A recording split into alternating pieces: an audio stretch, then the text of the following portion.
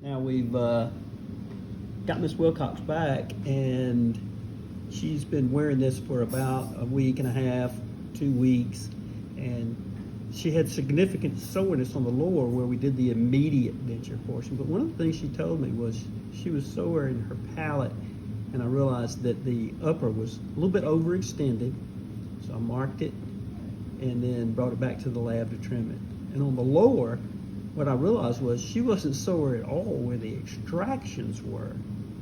It was more where there's a small torus on the right side, and she had a world-class ulcer down there.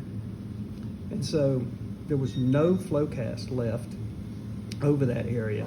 So what I'm doing is cleaning up that area and relieving it. The other thing we noticed was her occlusion was significantly off, and the bite blocks were hitting way before anything else.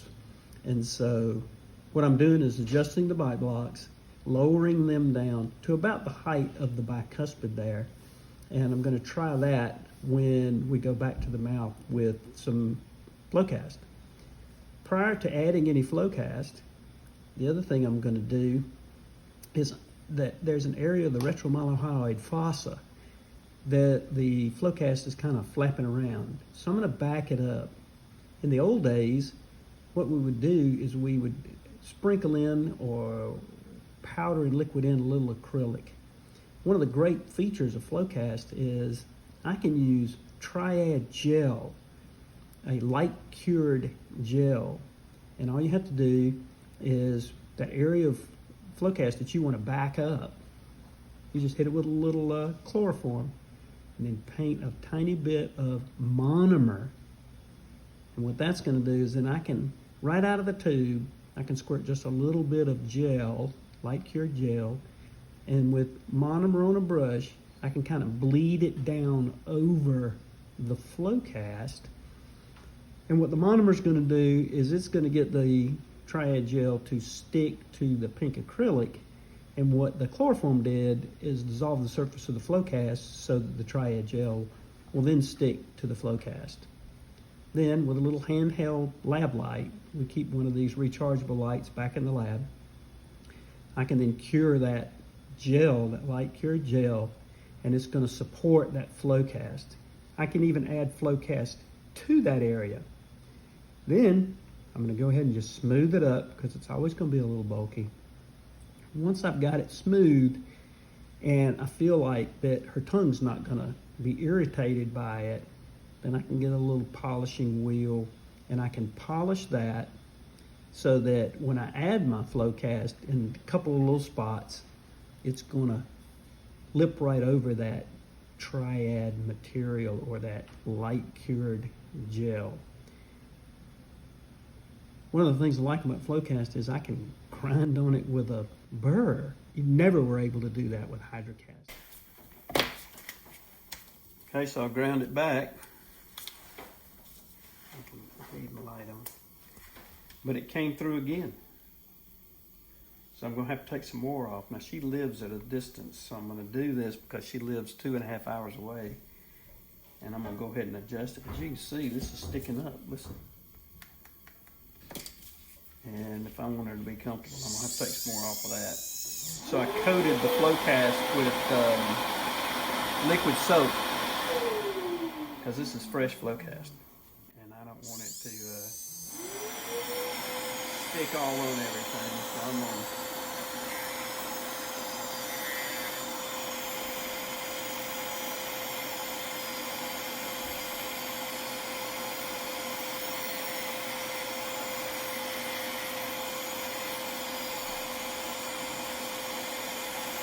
side too, just a tiny bit.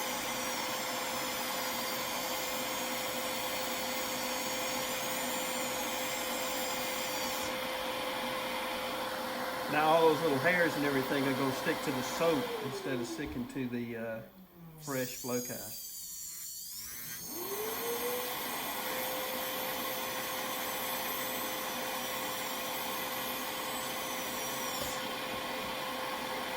Chloroform on the surface of the flow cast, dissolve it a little bit, and it's almost like a spot weld.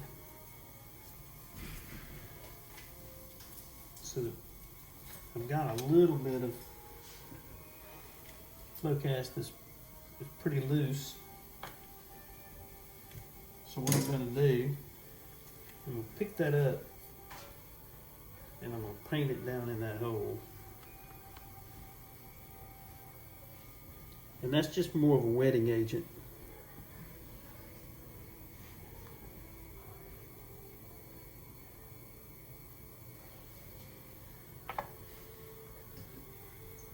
I don't need much. Where I added down here in the front, I'm going to trim it a little bit with my hot knife.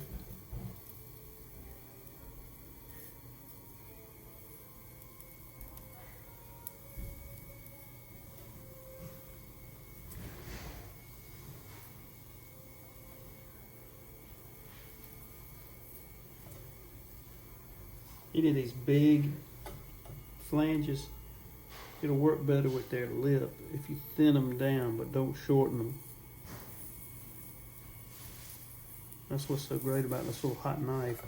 I can thin that down without shortening it at all. A little bit of that excess off of that.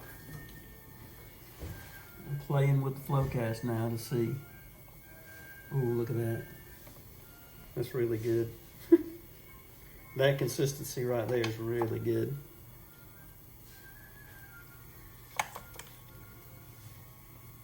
So I can put it out on a glass slab and pick it up. Wow, that's gonna be great. Again.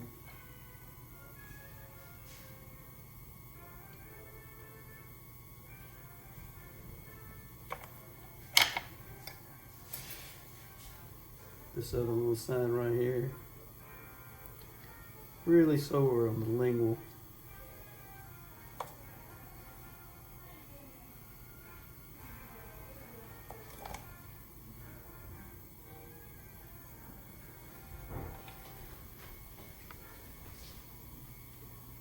This is gonna feel a lot better.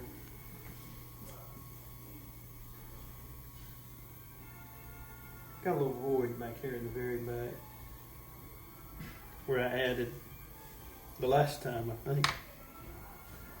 Again, I always put a little flow cast liquid on the back end of one of those and wet your fingers with it so that you can kind of mold it with your finger. Okay.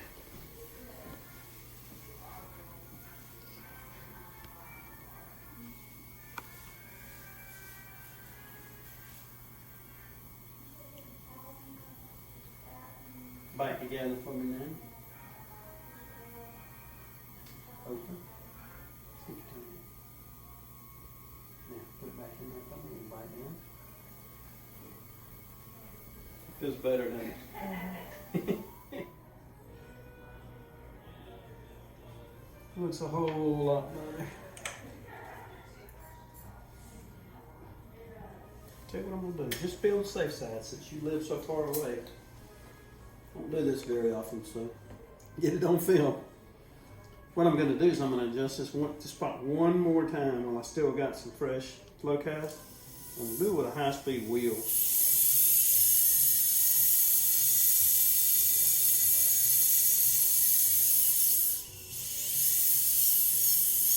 We've also got a little swelling in there that's going to go away after today.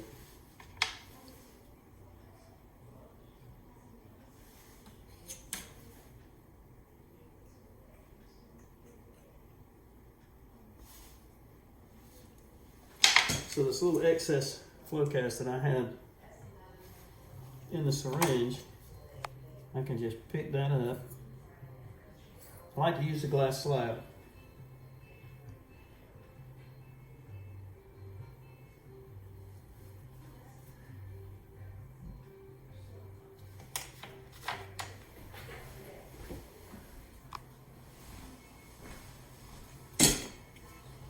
Got a little piece of flow cast there and there.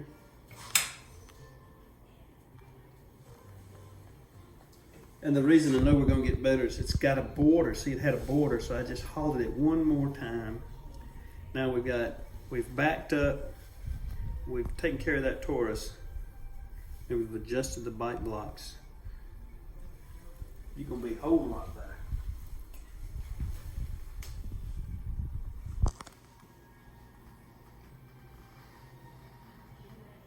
Bite the other end. That should feel much better. I believe you'll be able to eat something now. Slowly.